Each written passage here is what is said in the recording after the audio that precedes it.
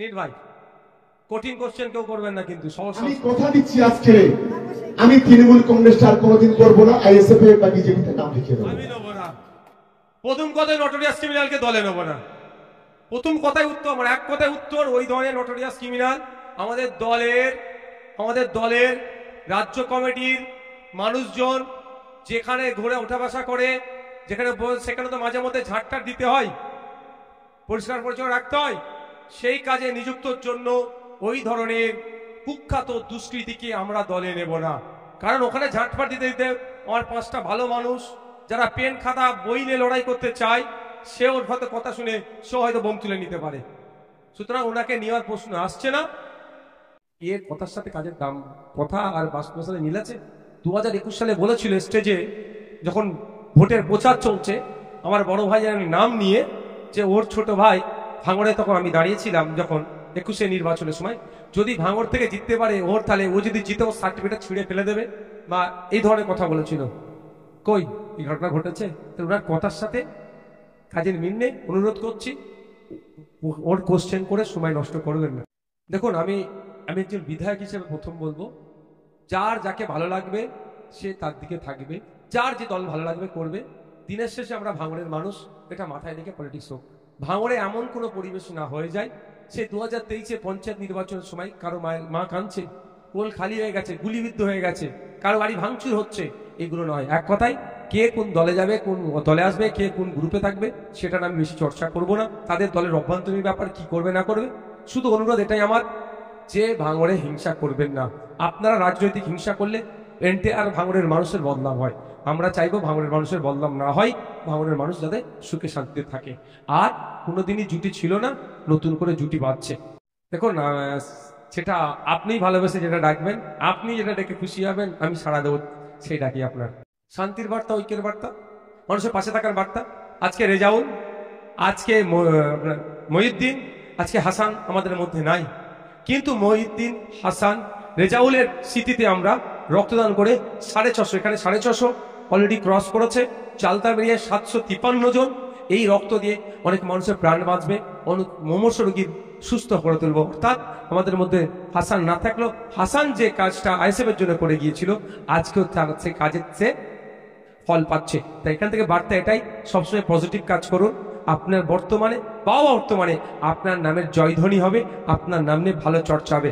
আর অন্যথায় ওই নটোরিয়াস ক্রিমিনালদের মতো অন্যায় কাজ করলে প্রকাশ্যে আপনার তো সমালোচনা হবেই হবে, এবং আপনার অবর্তমানে আপনার নামে যে খারাপ মন্তব্যগুলো আসবে, সেগুলো আপনার পরিবার শুনবার মতো জায়গায় থাকবে না। এটা তো আমরা অনেক আগে বলেছি। যেদিনকে খুন হয়েছিল তারপরের দিন সকালে আমি বাইট দিয়েছিলাম। বাইট দেওয়ার পরে কি বলেছিলাম, যদি সঠিক তদন্ত হয়, সরকার সাহেব যেখানে দাঁড়িয়ে আছে তার right side, left side, front side, back side, তখনও কিন্তু কেউ গ্রেফতার হয়নি, কথা বলেছিলাম। সঠিক তদন্ত হলে তাহলে ধরা পড়বে। তারপরে যখন প্রথম যাদের কয়েকজনকে ধরলো, তাদের মধ্যে সরকার সাহেবের সিকিউরিটির পরে সব থেকে কাছে যে ব্যক্তিটি দাঁড়িয়েছিল, সেই ব্যক্তিটি গ্রেফতার হয়েছে। আমি আজও বলছি, যদি সঠিকভাবে তদন্ত হয়, তার পরিবার যদি চাই নওশাদ সিদ্দিকী বিধায়কের সহযোগিতা, কোর্টে গিয়ে আমরা মামলা করব। দু ধরনের মামলা করতে পারি, তার মধ্যে যে কোনো একটা করতে পারি। সেটা হচ্ছে একটা সিবিআই ডিমান্ড, না হলে বিচার বিভাগীয় তদন্ত। যদি সঠিক তদন্ত হয়, তাহলে আবারও বলছি, সরকার সাহেবের right side, left side, front side, back সাইডের অনেক নেতা, নতুন নেতা, তাও বলছি নতুন নেতা যারা এখনো গ্রেফতার হয়নি, তারাও জেলের ভাত খাবে, গ্রেফতার হবে। এটা তারা করে আইএসএফ কে কালিমালিপ্ত করার চেষ্টা করেছে। এই ধরনের ঘটনা হয়তো আগামী দিনে আরো ওরা ঘটাতে পারে। তাই সাধারণ মানুষকে বলবো, শুধু আইএসএফ ফ্যাক্টর নয়, সাধারণ মানুষকে বলবো সজাগ থাকতে হবে। আমরা ভাঙড়ে কোনো হিংসার রাজনীতি করতে দেব না।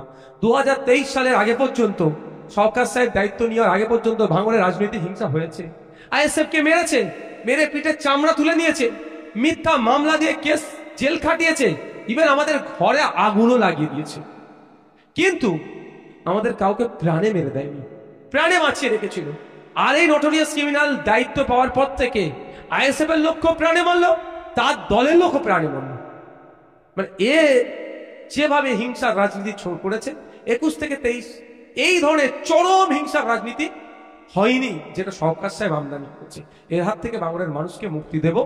সরকার সাহেবকে কি বলে ওটাকে, যখন বিদায় দেয় তাকে কি বলে, ওয়েলফেয়ার পার্টি না কি বলে না, সব কি একটা বলে না, ফেয়ার ওয়েল। হ্যাঁ, ওই একটু ঘুরিয়ে বললাম ভাই, এটা কাটিং করে চালালে তাদেরও তো সংসার চলবে, কিছু কাটিং মাস্টার আছে, দিয়ে তাকে আমরা এখান থেকে। দেখুন আমি একটা কথা বলছি, এই খুনের পিছনে সরকার সাহেব কেসে প্ল্যাটফর্ম কারা দিয়েছে সেগুলো খুঁজুন। আজকে অনেকে মাইকের সামনে মাইক বুম ধরে অনেক বড় বড় গল্প বলছে, খুনের রাজনীতি হবে না, হ্যান হবে না, অনেক গল্প শোনাচ্ছে। এদের মধ্যে থেকে অনেকে সরকার সাহেব এখানে এসে যে খুনের রাজনীতি করবে সে প্ল্যাটফর্ম দিয়েছে। সেই জন্য দেখবেন আমাদের মহিউদ্দিন, আমাদের রেজাউল, আমাদের হাসানকে যারা খুন করেছে, আর আমাদের মানুষদের যারা গুলিবিদ্ধ করেছে, যখন আমরা অভিযোগ দায়ের করেছি মূল হোতাদের নামগুলো আছে, এফআইআর লিস্ট খুললে দেখা যাবে। অভিযোগপত্র যখন যদি আপনারা চান দেখতে পাবেন, ওখানে আজকে অনেকে বড় বড় কথা বলছে, তাদের মধ্যেও হয়তো দু একজনের নাম এফআইআর অভিযোগ কপিতে আছে। উনি ক্ষমতায় নেই বলে পশ্চিমবঙ্গে এসআইআর হচ্ছে, তাহলে শুধু ঢপের চপ দিচ্ছে। ওরা ঢপের চপ যে খাবে, এমনি চপ খেলে যতটা না গ্যাস পেটের সমস্যা হবে, আর ওনার ঢপের চপ খেলে সারা মাথা থেকে পায়ের নখ পর্যন্ত সমস্যা হবে। ঢপের চপ তো বলেছিল কি ডবল ডবল চাকরি, ঢপের চপ। এখন চাকরি হারারা আজকে বৈধভাবে যারা চাকরি পেয়েছে তাদের চাকরি বাতিল হয়ে গেল। আজকে মাদ্রাসা এসএলএসটি নিয়োগ নাই, 2013 সালে নোটিফিকেশন, 2023 নোটিফিকেশন। এই এত ডিস্টেন্স, মাদ্রাসায় প্রায় 10,000 শিক্ষাকর্মী শূন্য পদ, কিন্তু চাপে পড়ে কিছু 600 কটা ভ্যাকেন্সি, 300 না কটা ভ্যাকেন্সি দিয়েছে, মানে আপনার জয়নিং লেটার দিয়েছে। কিন্তু জয়নিং লেটারে মাদ্রাসায় গিয়ে শিক্ষকতা করার আগে মেডিকেল সার্টিফিকেট আর পুলিশ ভেরিফিকেশন, এই পুলিশ ভেরিফিকেশনের নামে বকলমে খবর পাচ্ছি এনআরসি নাকি করিয়ে নেওয়ার কাগজপত্রগুলো চাইছে। তো ঢপে চপ দিয়েছে, 10,000 মাদ্রাসা দেওয়ার গল্প শুনিয়েছে। আনএডেড মাদ্রাসা 338টি, যাদের এখন অনুমোদনহীন, আর অনুমোদন 237টি, 235টি। না বাচ্চাদের মিড ডে মিল, না বাচ্চাদের স্কুলের ব্যাগ, না বাচ্চাদের বই, না বাচ্চাদের পেন খাতা, না চক, না ডাস্টার, কিছুই দিচ্ছে না। আপনি শুনলে অবাক হবেন, যে সরস্বতী প্রেস আছে সে স্কুলের বই বিক্রি করে মার্কেটে, আর মাদ্রাসার বই বাইরের মার্কেটে বিক্রি হয় না, আর সরস্বতী প্রেস ক্লাবে বিক্রি করছে না, আর সরকারও ওই মাদ্রাসাতে বই দিচ্ছে না। বাচ্চারা কোথায় যাবে? এই ঢপের চপ দিয়ে চালাচ্ছে। আর ঢপের চপ কি আমরা এই জায়গায় দাঁড়াচ্ছি, এসআইআর নিয়েও ঢপের চপ দিয়েছিল, বলছিল এসআইআর হলে হাম কি ঘিরাও করেঙ্গে। তো ঘিরাও করার বাদ দিয়ে, বসো ভাই বসো, আরে তুমি বসো, পিছনে ক্যামেরা চলছে। ঘেরাও করা বাদ দিয়ে কি তারপরের দিনই চা খেতে চলে গেছে অফিসে। এই ঢপের চপে কেউ বিশ্বাস করবেন না। স্বাভাবিকভাবে যদি স্বাভাবিকভাবে সরাসরি যে কোনো রাজনৈতিক দলের যদি সে ওই আপনি পদাধিকারী হয়ে থাকে, তাহলে স্বচ্ছতার সাথে হবে না। এইরকম আমরা খুঁজছি, আমরা ভাঙড়ে দেখছি এখন পর্যন্ত যতটা আমরা সার্ভে চলছে, যে ওই ধরনের দায়িত্ব সরাসরি হচ্ছে না।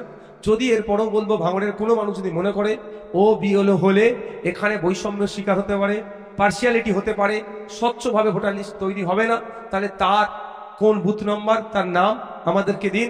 আমরা ইলেকশন কমিশন অফ ইন্ডিয়াকে, কলকাতার যিনি সিইও স্যার আছেন তার কাছে আমরা লিখিত অভিযোগ করব, তাকে পরিবর্তনের কথা বলবো।